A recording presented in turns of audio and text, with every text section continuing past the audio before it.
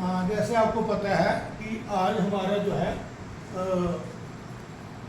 कक्षा 12वीं का आदित्य का चरित्र चित्रण जो है वो आज पढ़ने जा रहे हैं। तो ये दीर्घ प्रश्न उत्तर है जो आपको अंक 7 में आएगा कक्षा 12वीं में। तो चलिए बेटा आगे चलते आदित्य का चरित्र चित्रण जो बहुत इंपॉर्टेंट है। क्यों इंपॉर्टेंट है? कि बहुत ही प्रमुख पात्र है हमारे उपन्यास पत्ताखोर का, ये प्रमुख पात्र है, यही इसका हीरो भी है। तो इसके बाद ये हमने बताया है पत्ताखोर मधु कांकरे द्वारा लिखा गया उपन्यास है जो बंगाल की है, बंगाल में पश्चिमी बंगाल जो भारत का है। इस उपन्यास की खास बात क्या है कि इसमें बहुत सारे बंगला भाषा के शब्दों का प्रयोग हुआ है और बहुत सारे साइंस के शब्द, विज्ञान के शब्दों का प्रयोग हुआ है, क्योंकि ये जो टॉपिक हमारा वो थोड़ा साइंटिफिक है, वैज्ञानिक युग से जुड़ा हुआ है और इसमें ड्रग्स पर ये निर्भर है। इस पूरे उपन्यास में किसके इर्द गिर्द घूमता है? ये नशाखोरी की समस्या पर। पत्ताखोर का अर्थ क्या होता है? नशाखोर। जो आप आज के ज़माने में इस पीढ़ी के बच्चे, जो अब आपकी पीढ़ी के बच्चे हैं, ये अक्सर इसमें कुछ कारणों से कूद पड़ते हैं।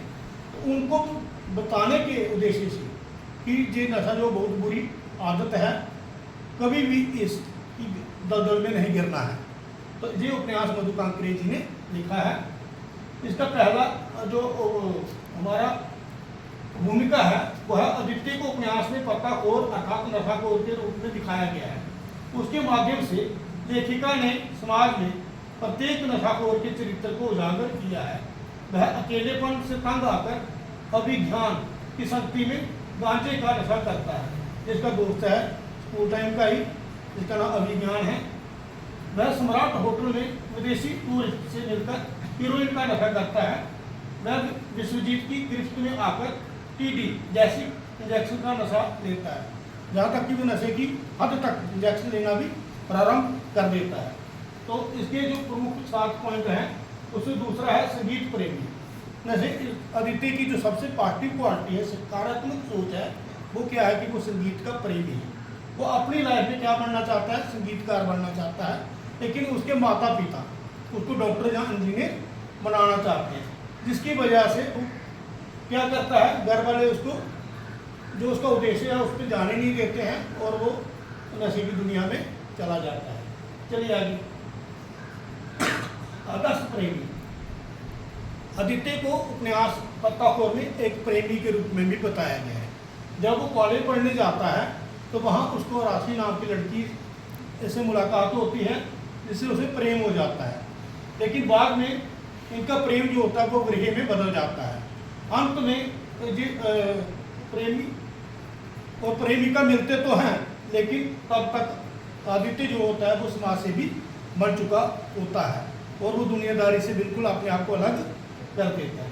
चलिए समाज से उपन्यास के अंत में जो हमारा आदित्य प्रारंभ में नशाखोर था, वो अंत में जाकर समाज सेवी बन जाता है। वो समाज की सेवा के लिए ही अपने जीवन को निष्पावर कर देता है और उस अंत में उसके पिता उसको चाहते भी हैं घर वापसी के लिए, लेकिन वो समाज की सेवा को छोड़ना पसंद नहीं करता है और समाज में ही अपना अंतिम जीवन बिताता है। चलिए गलतफहमी का शिकार। एक सबसे उसकी कमी ये हो जाती है कि वो उपन्यास में एक जगह गलतफहमी का शिकार हो जाता है।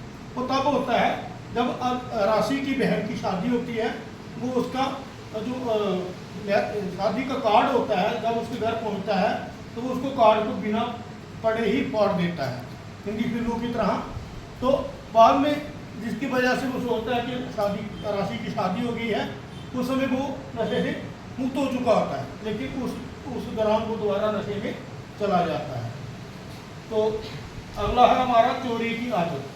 प्रारंभ में ही जो आम बच्चों में, हम में भी होती है, जब इस उम्र में होते हैं, आप में भी है, तो इसके भी यही होती है। कभी पेंसिल का लालच बच्चों को आ जाता है, पेन का क्लास में छोटी मोटी, ये भी ऐसे ही बचपन में छोटी मोटी चोरियाँ भी करता है। लेकिन वो बाद में ये चोरी किसके लिए करता है?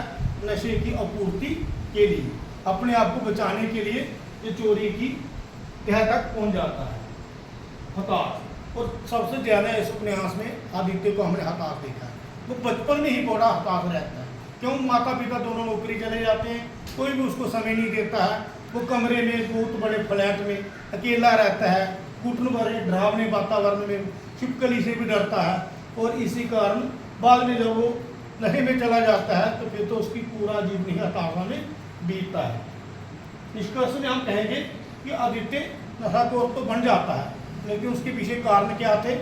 एक तो पहला कारण जो था कि उसके माँ बाप ने उस पर ध्यान नहीं दिया, बचपन में अकेलेपन की समस्या से तंग आता है, बाद में दूसरी बार वो दोस्तों की बुरी संगत में फंस जाता है, और तीसरी बार जो है वो प्रेम में असफल हो जाता है। इन तीनों कारण से ही वो नशे की दुनिया में चला जाता है। माना कि वो नशे में चला जाता है, लेकिन फिर भी उपन्यास के अंत में वो एक समाज सेवक बनकर समाज को एक अच्छा संदेश भी देता है। तो ये हमारा आज